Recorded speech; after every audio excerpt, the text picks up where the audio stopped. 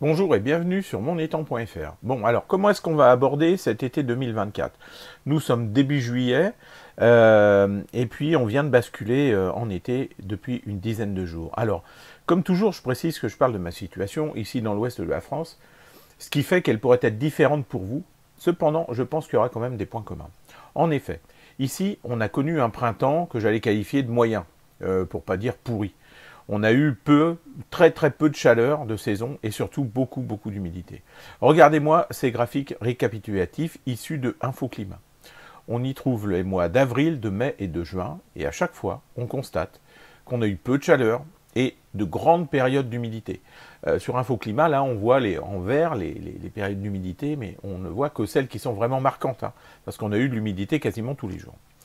Alors tout ça, ça donne quoi? Ça donne un temps qui est plein d'eau. C'est le bon côté des choses, avec des poissons qui profitent. Regardez-moi ces gardons qui évoluent ensemble. Il y a fort à parier d'ailleurs qu'ils sont ensemble depuis leur naissance. En effet, le gardon, c'est un poisson grégaire, c'est-à-dire qui vit en groupe, hein, presque toujours composé d'individus de même taille. Et là, on constate sur la vidéo que c'est le cas. Et puis, qui dit printemps frais, dit reproduction des poissons retardée. Une reproduction plutôt tardive, puisque vous savez que la reproduction des poissons, généralement, tient à la chaleur de l'eau. Et puis, l'éclosion des poissons, derrière, tient elle aussi au nombre de jours de chaleur d'eau. Et en y regardant bien, eh bien, on a encore de nouveaux alevins, qui sont d'ailleurs sûrement des gardons, et qui aiment se dorer aux rares rayons de ce soleil qui nous manque tant.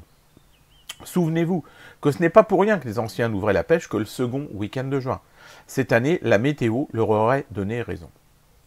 Bon, c'est sur ces images que je vous quitte, sans oublier de vous inviter à vous abonner à ma chaîne YouTube, à visiter mon site internet www.mon-étang.fr et ma page Facebook, Un étang, une passion. À bientôt les amis.